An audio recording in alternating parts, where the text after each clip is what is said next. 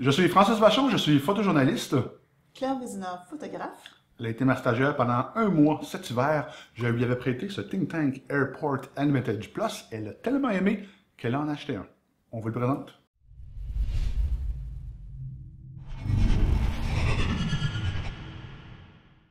L'Advantage Plus, c'est une valise, donc avec des roulettes qu'on peut traîner facilement.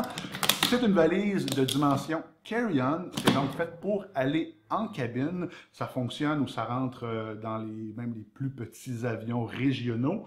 Donc on peut le faire rouler, on peut le transporter.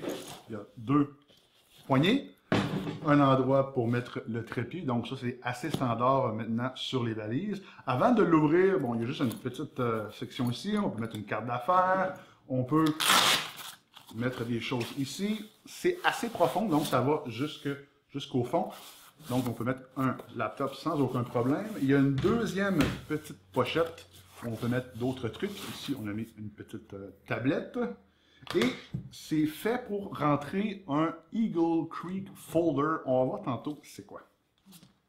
À l'intérieur, qu'est-ce qu'il y a? Plein de trucs bien pratiques. Regardons ça.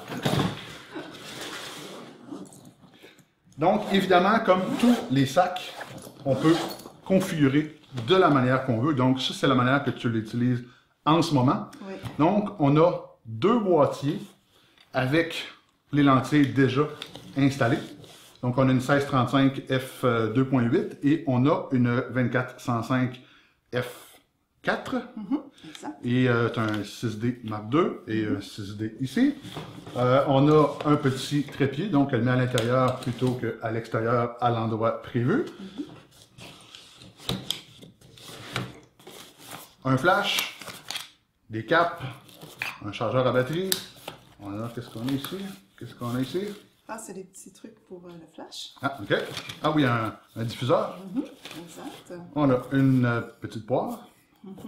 On a Des batteries. On a des diffuseurs supplémentaires. Donc, tantôt, on va reconfigurer pour voir qu'est-ce qu'on peut mettre.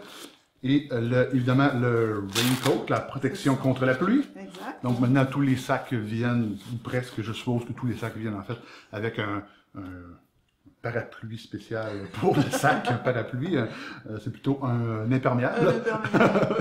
On a d'autres pochettes ici. Donc, ça, c'est assez standard quand même. Plusieurs diviseurs qu'on peut configurer, des pochettes ici, puis une autre pochette à l'extérieur. C'est assez standard, mais ce qui le différencie, c'est le fait qu'il a été conçu pour pouvoir être utilisé comme bagage à main et seulement ce bagage à main-là, parce qu'on peut le configurer pour pouvoir transporter du linge et des produits personnels avec ceci. On va voir comment on peut le reconfigurer, mais on peut utiliser la partie supérieure pour venir placer ça et avec des produits personnels. Et tantôt, je vous parlais du Eagle Creek. Donc, le Eagle Creek, c'est un système où on peut qu'on peut acheter. Donc, ça vient à part, mais c'était fait pour que le Eagle Creek Medium Folder puisse rentrer ici. Donc, on peut transporter avec cet outil-là, cette pochette-là, 2 pantalons, 8 polos, ou en fait une configuration qui peut ressembler à ça. Donc, ça peut contenir beaucoup. Alors, vous pouvez partir en avion avec un seul bagage, votre sac photo, qui va inclure aussi du linge et des produits personnels, ce qui est quand même assez incroyable. Super. Donc, c'est la configuration que tu utilises. On va essayer d'autres trucs pour voir qu'est-ce qui peut rentrer là-dedans. On a encore une fois deux boîtiers avec le lentille installé. Un boîtier, le 6D avec une 24-105 et un 1D, donc un boîtier pro avec une 24-70 attaché avec le lens shade retourné. On a énormément de place. On a le truc à batterie, une 1635. On doit enlever le lens shade, en français? Pare-soleil. Le pare-soleil. Le flash, je l'ai dit, le chargeur à batterie. Il nous reste tellement d'espace, en fait, qu'on a encore remis le trépied. Ce qu'il faut faire attention avec les boîtiers pro, par contre, c'est qu'en raison, le sac est assez mince.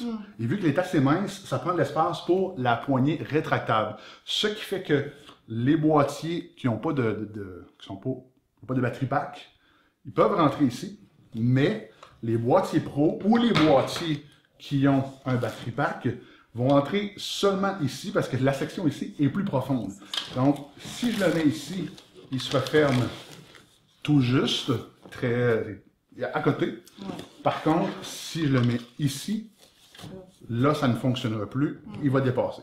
Cependant, il y a juste la section ici qui est comme plus élevée. Donc, si je transportais ma caméra sans lentille, je pourrais le mettre ici sans aucun problème. Je pourrais le mettre ici, je pourrais le mettre ici. Donc, il n'y aurait pas de problème à ce niveau-là. Je pourrais rentrer 2 boîtiers pro sans aucun problème. On a ici le gros kit, un boîtier pro avec une 300 mm déjà montée. On a un deuxième boîtier pro, pas de lentille, parce que le reste prend quand même beaucoup de place. On a une 24-70 f2.8, on a une 16-35 f2.8, on a ici la 24-105 f4, mais j'aurais pu mettre la 24-70, mais elle est en train de nous filmer.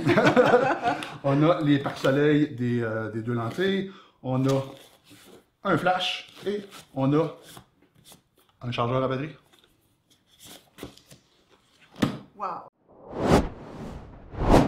Claire, est-ce qu'un photographe professionnel peut partir en voyage pour 2 ou 3 jours en assignation avec une seule valise?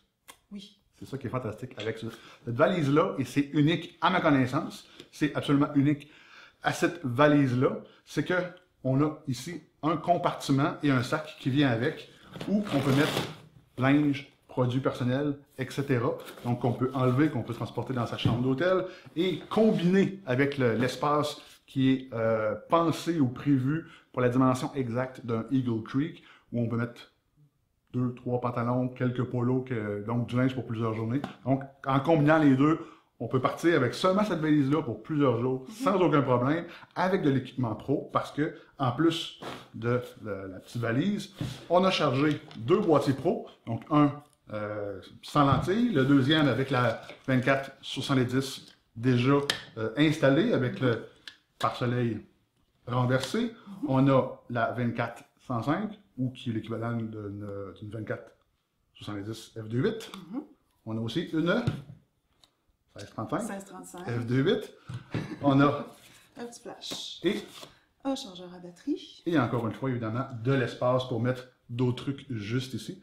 Donc, on peut facilement partir pour 2, 3, 4 jours avec tout l'équipement pro qu'on a besoin, avec du linge, une seule valise, qu'on peut amener en cabine. Oui. On est sûr de ne pas se faire voler. Exact.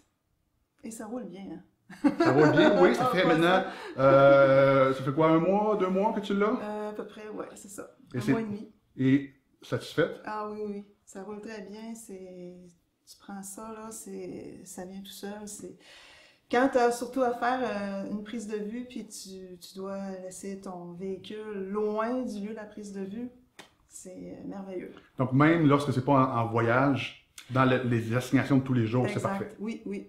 Donc, j'adore. C'est pas donné quand même, c'est un bon 300 $ à investir. Ouais. Donc, mais sauf qu'en photo, on est habitué de cracher de l'argent. Mais sauf que c'est un investissement, c'est une valise qui va durer très, très longtemps. Les roulettes, s'il y a un problème avec, on peut acheter des pièces détachées, on peut les changer nous-mêmes. Donc, c'est habituellement la pièce qui peut briser le plus rapidement. Les zippers ont l'air très solides.